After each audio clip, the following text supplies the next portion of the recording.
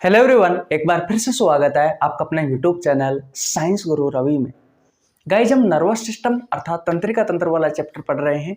2016 से लेकर के 2023 तक रेलवे में जितने भी क्वेश्चन पूछे गए हैं आपसे नर्वस सिस्टम से, वो सभी क्वेश्चन मैं आपको करवा रहा हूँ। चाहे वो रेलवे ग्रुप डी हो, एनटीपीसी हो, एएलपी टेक्नीशियन हो, आरआरबी हो या फिर आरपीएफ हो। इस वीडियो में लिए हुए सभी क्वेश्चन आपके एग्जाम के पॉइंट ऑफ व्यू से बहुत ज़्यादा इंपॉर्टेंट है। प्रत्येक क्वेश्चन के नीचे एग्जाम का नाम लिखा गया है, डेट लिखी गई है और प्रत्येक क्वेश्चन को कॉन्सेप्ट के साथ में समझाया गया है। 35 क्वेश्चन अब तक हम कर चुके, 7 क्लास इस चैप्टर की कंप्लीट हो चुकी है। ये लेक्चर नंबर 8 है। तो सबसे पहले चैप्टर का नाम लिख लीजिए, नर्वस सिस्टम अर्थात तंत्रिका तंत्र। ये लेक्चर नंबर 8 है भैया। 35 क्वेश्चन हम कर चुके। आज की क्लास की शुरुआत करेंगे क्वेश्चन नंबर 36 से। अगर आप रेलवे की तैयारी कर रहे हैं भैया, तो ये समझ लीजिए कि रेलवे के लिए ये रामबाण क्लास होने वाली है। चलिए आज की क्लास की शुरुआत करते हैं। वीडियो को शुरू से लेकर के एंड तक देखना। ये रहा आपकी स्क्रीन पर क्वेश्चन नंबर 36। देखिए भैया, ये रहा आपकी स्क्रीन पर क्वेश्चन नंबर 36। क्वेश्चन को पढ़ना भैया और अच्छे से इसका आंसर देना। क्वेश्चन नंबर 36 कहता है कि मानव शरीर में कितनी मेरु तंत्रिकाएं यानी कि जो स्पाइनल नर्व्स होती है वो कितनी होती है। आपके ऑप्शंस है 31 जोड़ी, ऑप्शन नंबर बी है 12 जोड़ी, ऑप्शन नंबर सी है 43 जोड़ी और ऑप्शन नंबर डी है 32 जोड़ी। ये क्वेश्चन आपसे आरआरबी एनटीपीसी में पूछा गया है 3/4/2021 को। बताइए क्या राइट आंसर होगा इसका। इससे पहले कि अगर आपने 7 क्लासें नहीं देखी है तो आपको नीचे लिंक डिस्क्रिप्शन में मिल जाएगा जनशताब्दी एक्सप्रेस बैच का, उसमें जाकर आप देख सकते हैं। 35 क्वेश्चन करवा चुका, ये 36 नंबर क्वेश्चन है और इस क्वेश्चन का आंसर दीजिए।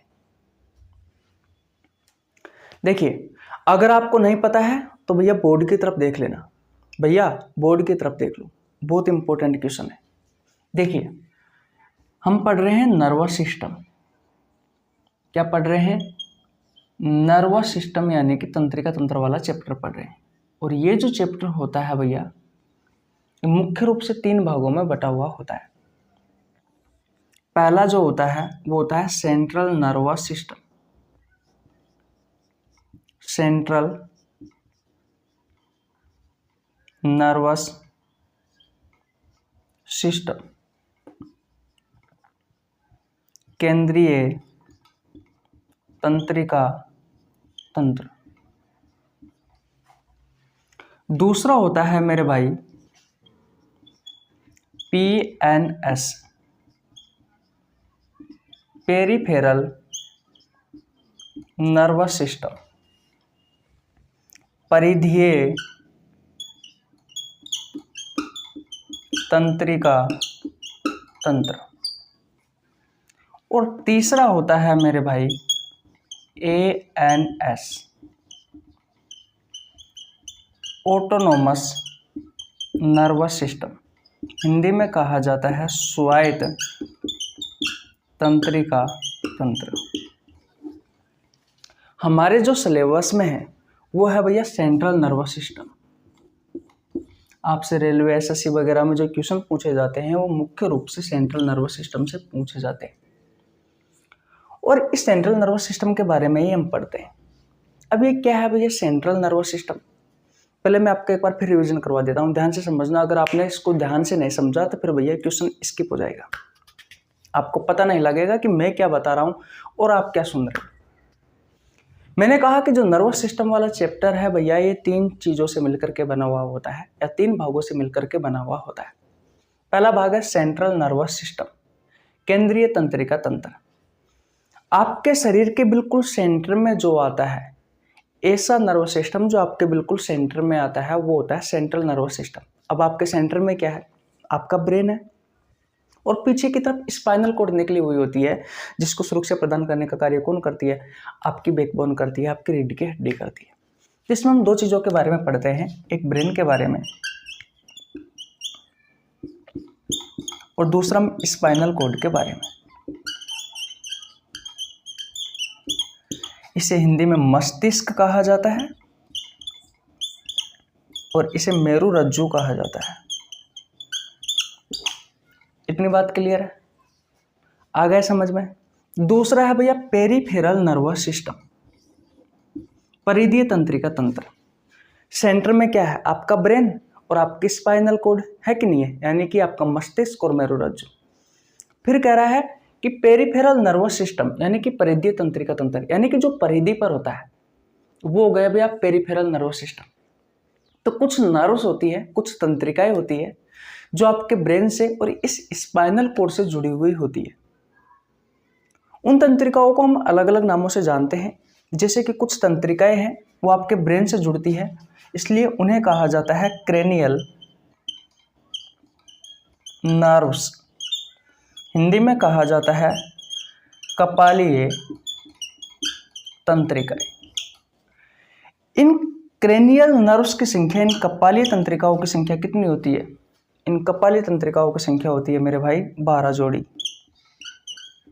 कितनी होती है? 12 जोड़ी। कितनी होती है?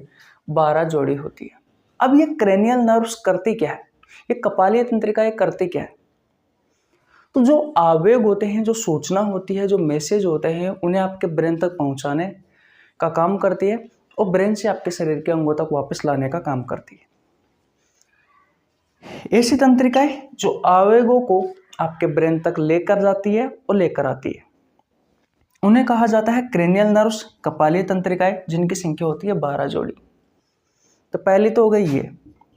और परिधीय तंत्रिका तंत्र में यानी कि पेरिफेरल नर्वस सिस्टम में हम दूसरी पढ़ते हैं भैया स्पाइनल नर्व। स्पाइनल नर्व्स यानी कि मेरु तंत्रिकाएं, मेरुरज्जु तंत्रिकाएं भी कह सकते हो। ये जो मेरु तंत्रिकाएं होती है, जो स्पाइनल नर्व्स होती है, ये आवेगों को आपके स्पाइनल कॉर्ड तक, देखो मैंने कहा कि कुछ तंत्रिकाएं आपके ब्रेन से निकलती है जिन्हें कहा जाता है भैया क्रेनियल नर्व्स, कपालीय तंत्रिकाएं, जिनकी संख्या 12 जोड़ी होती है। ये आपके ब्रेन तक आवेगों को, सूचनाओं को, मैसेज को लेकर जाती है और लेकर आती है। दूसरी होती है स्पाइनल नर्व्स, ये दूसरी है मेरु तंत्रिकाएं। ये निकलती है स्पाइनल कॉर्ड से। ये आवेग जो होते हैं उन्हें स्पाइनल कॉर्ड तक लेकर के जाती है और वापस लेकर आती है, यानी कि जो सूचनाओं को स्पाइनल कॉर्ड तक लेकर जाती है और लेकर के आती है, इन्हें कहा जाता है स्पाइनल नर्व्स। इनकी संख्या होती है 31 जोड़ी। कितनी होती है? 31 जोड़ी होती है। इतनी बात क्लियर है? किसी को प्रॉब्लम? दोबारा रिवीजन करवा दूंगा, टेंशन मत करो। एक होता है ऑटोनोमस नर्वस सिस्टम यानी कि स्वायत्त तंत्रिका तंत्र। इसके भी 2 भाग होते हैं। आपको अभी ये नहीं याद रखना है कि इसके कौन कौन से भाग है, अभी आपको इतना याद रखना है कि ये अनैच्छिक क्रियाओं को कंट्रोल करता है।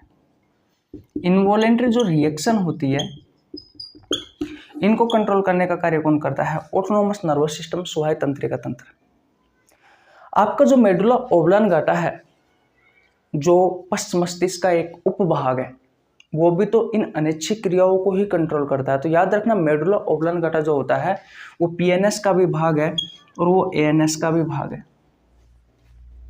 इतनी बात क्लियर है? तो इनवॉलेंट्री जो रिएक्शंस होती है, जो अनैच्छिक क्रियाएं होती है, ऐसी क्रियाएं जो हमारी इच्छा के बगैर होती है, जैसे कि हृदय की धड़कन है, आपकी इच्छा के बगैर हो रही है, तो इन्हें कंट्रोल करने का कार्य कौन करता है? एएनएस करता है।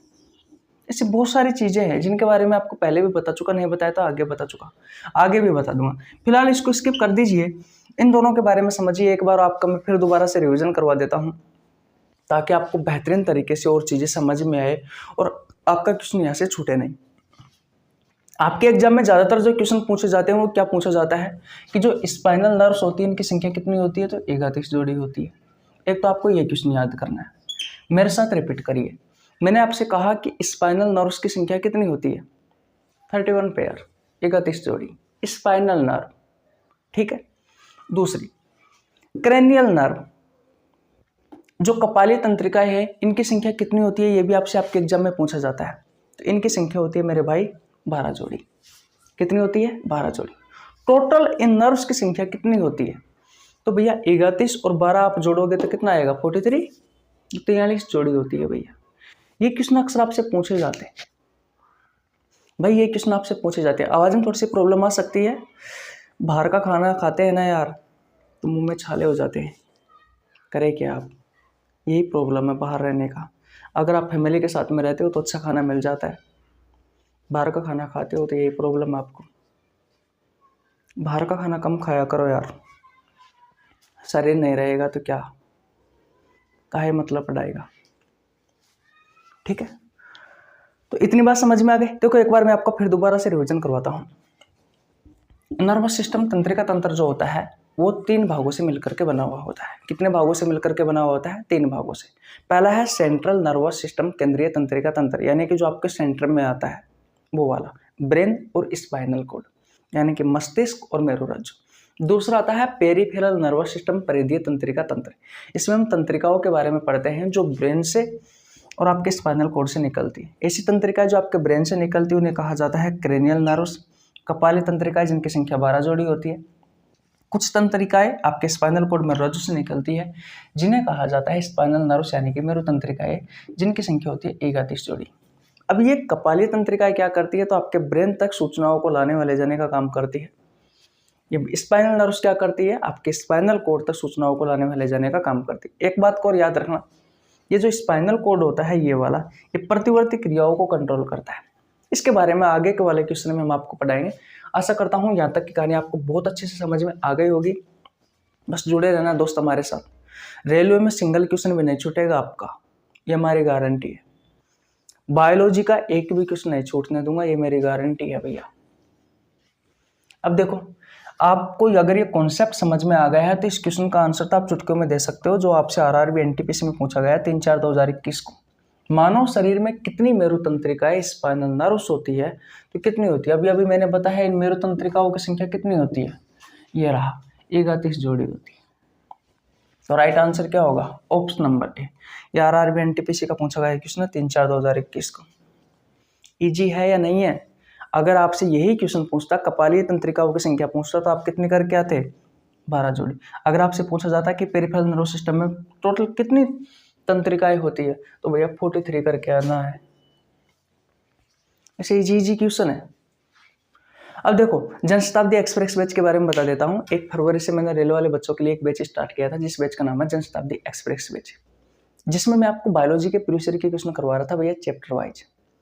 जूलॉजी कंप्लीट होने वाली है, एक चैप्टर और बचा हुआ है रेस्पिरेटरी सिस्टम, उसके बाद में आपकी बॉटनी स्टार्ट हो जाएगी। इतनी बात क्लियर है? किसी को प्रॉब्लम बिल्कुल नहीं होनी चाहिए। जूलॉजी के सारे चैप्टर मैंने करवा दिए हैं भैया। और देखना 2016 से लेकर के 2023 तक रेलवे में जितने भी क्वेश्चन पूछे गए हैं इस बैच में मैंने सारे के सारे ही क्वेश्चन करवाए हैं। ये क्वेश्चन समझ में आ गया ना आपको? बोलो। आज के क्वेश्चन बहुत अच्छे क्वेश्चन, इसलिए क्लास को लास्ट तक देखना भैया। थोड़ी सी बड़ी तो हो सकती है क्लास, कोई दिक्कत वाली बात नहीं है, लेकिन आपको मजा आ जाएगा। कल से हमने कम्युनिटी पोस्ट में कुछ चेंजेस किया है, उसके बारे में भी मैं आपको नेक्स्ट क्वेश्चन बताने वाला हूँ। सबसे पहले आप स्क्रीनशॉट ले लीजिए, फिर नेक्स्ट क्वेश्चन की ओर चलते हैं। चले भैया, ओके। देखिए भैया, ये रहा आपकी स्क्रीन पर क्वेश्चन नंबर 37, क्वेश्चन नंबर 37। पेशी तंत्र का कौन सा भाग हड्डी को हड्डी से जोड़ता है? ये आपसे क्वेश्चन पूछा गया है।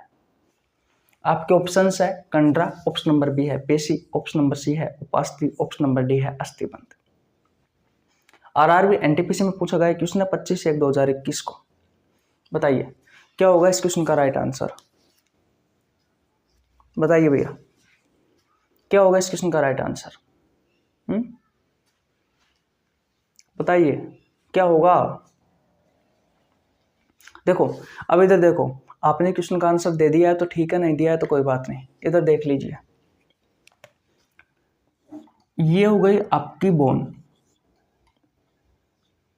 यानी कि बोन ए, और ये हो गई आपकी बोन बी। दो अस्थि है, कुत्ते के मुंह में आप कुछ इस तरीके की तो अस्थि देखते हो, बोन ए और बोन बी। आपसे क्वेश्चन पूछा गया है कि पेशी तंत्र का कौन सा भाग हड्डी को हड्डी से जोड़ता है? ये हड्डी ए है, ये हड्डी बी है, ये अस्थि ए है, ये अस्थि बी है। इन दोनों अस्थियों को जोड़ने का काम कौन करता है? ये आपसे क्वेश्चन पूछा गया, बताइए कौन करेगा? इन दोनों अस्थियों को आपस में जोड़ने का काम करता है मेरे भाई लिगामेंट। कौन करता है? लिगामेंट। इसे हम अस्थिबंध भी बोल सकते हैं। इसके अलावा ऑप्शन में क्या क्या आ सकता है? ऑप्शन में स्नायु भी आ सकता है, ऑप्शन में तंतु भी आ सकता है, तो ये नाम आ सकते हैं। इन चारों में से कोई एक नाम दे देगा आपको और राइट आंसर यही करके आना है। अस्थि को अस्थि से जोड़ने का काम कौन करता है? लिगामेंट, स्नायु, तंतु या अस्थिबंध। इसके अलावा आपको क्या याद रखना है कि अस्थि को पेशी से जोड़ने का काम कौन करता है? आपकी जो अस्थि होती है, इस अस्थि को पेशी से जोड़ने का काम कौन करता है? क्वेश्चन क्या है ध्यान से समझना है, क्वेश्चन बहुत बार पूछा गया है। ये आपकी पेशी है। तो अस्थि को पेशी से जोड़ने का काम कौन कर रहा है? ये आपसे क्वेश्चन पूछा जाए तो बता देना, कंडरा करता है। कौन करता है? कंडरा। बोलो, दो क्वेश्चन समझ में आ गए? दोनों के दोनों क्वेश्चन आपको समझ में आए? जल्दी जल्दी बताओ। मैंने क्या कहा कि एक अस्थि ये है। एक मिनट में मार्कर लेके आता हूं दूसरा वाला। देखो इधर देखो, एक अस्थि ये है और एक अस्थि ये है। दोनों अस्थियों को आपस में जोड़ने का काम कौन कर रहा है? कौन कर रहा है? कौन कर रहा है? लिगामेंट। अस्थिबंध स्नायु या तंतु कहा जाता है। इसके अलावा अस्थि को पेशी से जोड़ने का काम कौन कर रहा है? ये अस्थि हो गई आपकी, ये पेशी हो गई। इनको जोड़ने का काम कौन कर रहा है? कंडरा। समझ में आया कुछ? अस्थि को अस्थि से जोड़ने का काम कौन करता है? लिगामेंट। अस्थि को अस्थि से जोड़ने का काम कौन करता है? लिगामेंट। और अस्थि को पेशी से जोड़ने का काम कौन करता है? कंडरा। क्लियर बात? अब देखो, स्क्रीनशॉट ले लीजिए पहले तो ये। अब मेरी बात को ध्यान से समझना। कल जब मैंने आपसे कम्युनिटी पोस्ट में क्वेश्चन डाला था तो आप में से बहुत सारे स्टूडेंट ये कहते हैं कि भैया कम से कम रोज के 10 क्वेश्चन लेके आइए, कम्युनिटी पोस्ट में डालिए और चैप्टर वाइज लेकर के आना। फिर मैंने आपसे वोटिंग करवाई। लगभग 1000-1100 स्टूडेंट ने उस वोटिंग में हिस्सा लिया, जिनमें से 95% लोगों ने ये कहा कि हाँ भैया रोज के 10 क्वेश्चन लेके आइए। और 5% कुछ ऐसे मेरे भाई है या बहन है जो मना कर रहे हैं कि नहीं भाई हमें क्वेश्चन नहीं चाहिए। तो उसका मतलब ये है कि भैया उनको नौकरी भी नहीं चाहिए। भाई इसका सिंपल सा मतलब यही हुआ कि उनको नौकरी भी नहीं चाहिए। अब ये तो है नहीं है कि भैया उन्होंने 5% ने मना कर दिया और 95% यानी 95% ने हाँ कर दिया तो हम 5% की बात मानेंगे। हो नहीं सकता।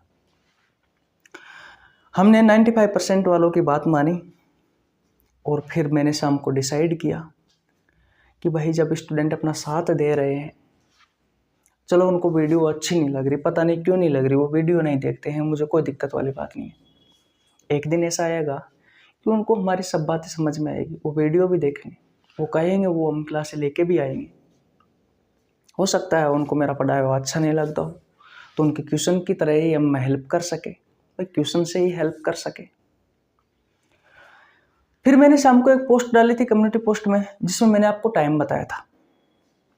रोज के 10 क्वेश्चन डालूंगा, हर 2 घंटे में एक क्वेश्चन आएगा। सुबह 4 बजे से शुरुआत करूंगा, सुबह 4 बजे आएगा, फिर 6 बजे आएगा, फिर 8 बजे आएगा, फिर 10 बजे आएगा, फिर 12 बजे आएगा। उसके बाद में 2 बजे, 4 बजे, 6 बजे, 8 बजे, रात को 10 बजे। ये टोटल 10 क्वेश्चन डालूंगा भैया हर 2 घंटे में, सुबह 4 बजे से लेकर के रात 10 बजे तक। चैप्टर वाइज डालने वाला हूँ। प्रत्येक क्वेश्चन में से एक भी क्वेश्चन ऐसा नहीं छूटेगा जो आपसे आपके एग्जाम में नहीं पूछा गया हो। चाहे आप रेलवे की तैयारी कर रहे हो, यूपीएससी की तैयारी कर रहे हो, एसएससी की तैयारी कर रहे हो, नीट की तैयारी कर रहे हो, एनडीए, सीडीएस, पीसीएस, जो चाहे उसकी तैयारी करें। अगर आपके सिलेबस में बायोलॉजी है तो आपको सभी प्रकार के क्वेश्चन वहाँ पर देखने को मिलेंगे। और सिर्फ बायोलॉजी के नहीं, उसके अलावा हम फिजिक्स के, केमिस्ट्री के, बायोलॉजी के सारे ही क्वेश्चन आपके लिए लेकर आते रहेंगे। बस आपको जुड़ना है हमारे साथ में।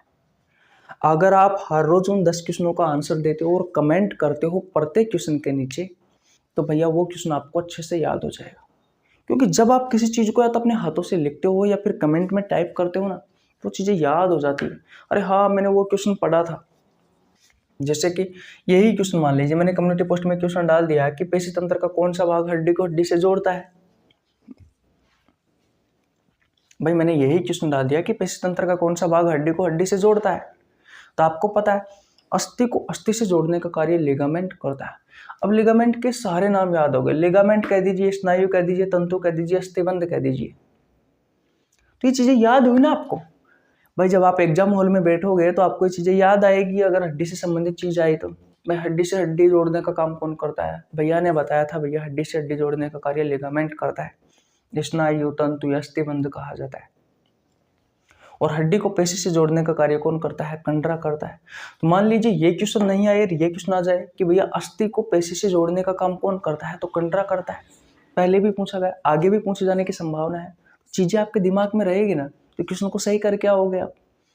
और हर रोज 8-10 हज़ार स्टूडेंट, मैंने आपसे पहले भी कहा है कि भैया 8-10 हज़ार स्टूडेंट हमारे उन क्वेश्चनों का आंसर देते हैं, आप भी दीजिए, ताकि अच्छे अच्छे क्वेश्चनों पर आपकी पकड़ बनी रहे और आपके एग्जाम हॉल में वो क्वेश्चन आपको जरूर देखने को मिलेंगे।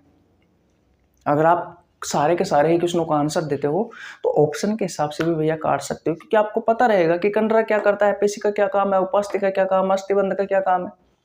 अरे अगर आपको 3 का पता है, 1 का नहीं पता है, तो उस हिसाब से भी आप उस क्वेश्चन को कर सकते हो मेरे भाई। इसलिए क्वेश्चनों का आंसर जरूर दिया करो और प्रत्येक को कॉन्सेप्ट के साथ में सीखा करो। चीजें रटने वाली नहीं है, रटोगे तो भूल जाओगे। चीजों को समझा करो, सीखा करो, किस तरीके से सिखा रहा है कोई अगला इंसान।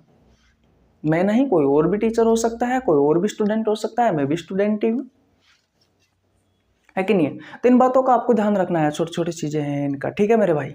ओके, आगे चलते हैं क्वेश्चन नंबर 38 की ओर। स्क्रीनशॉट ले लीजिए, ले लिया आपने? ओके, देखिए भैया, ये रहा आपकी स्क्रीन पर क्वेश्चन नंबर 38। सूत्र युग्मन और दुर्मा सम किससे संबंधित है? अब पता लगेगा आप कितना पढ़ते हो, कितना नहीं पढ़ते। अगर आप 3 दिन से पिछली हमारी क्लास से देख रहे हैं तो आप इस क्वेश्चन का आंसर दे सकते हैं, अन्यथा बहुत कम संभावना है कि आप इस क्वेश्चन का आंसर दे पाओगे। क्वेश्चन को एक बार दोबारा से पढ़ता हूँ। सूत्र युग्मन और दुर्मा सम किससे संबंधित है? आपके ऑप्शन है नेफ्रॉन, न्यूरॉन, हृदय और यकृत।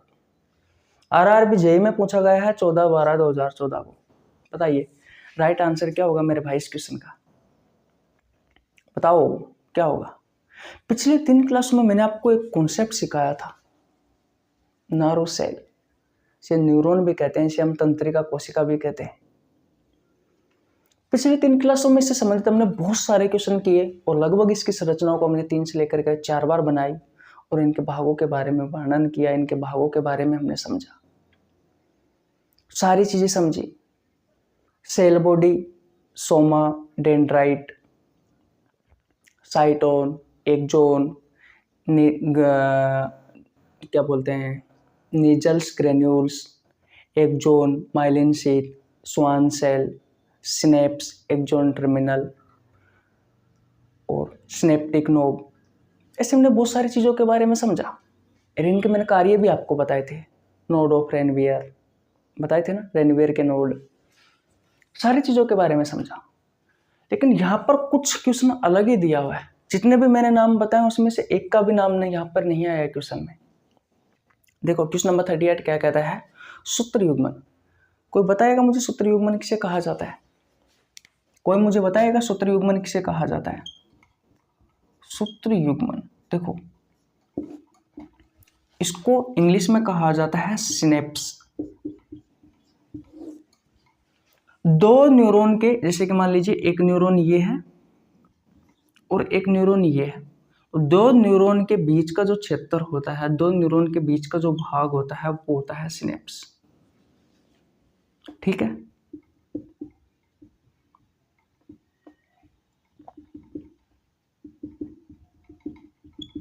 क्या बना दिया मैंने, ठीक है। बस इतना याद रखना है, मैं लिख देता हूं यहाँ पे कि 2 न्यूरॉन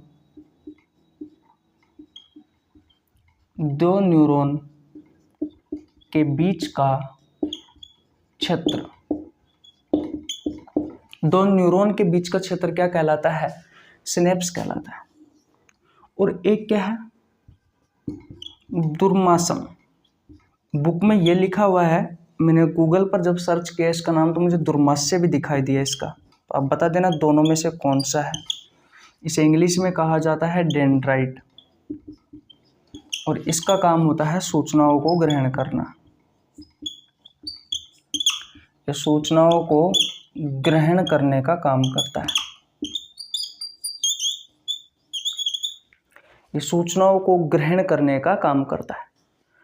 अब बताओ इसका संबंध किससे है? अब तो आपको समझ में आ गया होगा। इसका संबंध है भैया तंत्रिका कोशिका से, नर्व सेल से, न्यूरॉन भी कहते हैं भैया।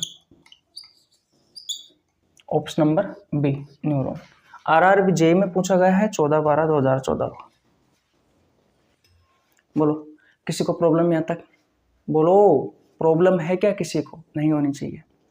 यह वीडियो को देखा करो। ऐसा नहीं है कि हम सब कुछ हिंदी में समझाते हैं यार, ऐसी कोई बात नहीं है। मानते हैं हम हिंदी मीडियम के स्टूडेंट है, उसका मतलब ये थोड़ी ना है कि आप हमारी वीडियो देखोगे ही नहीं।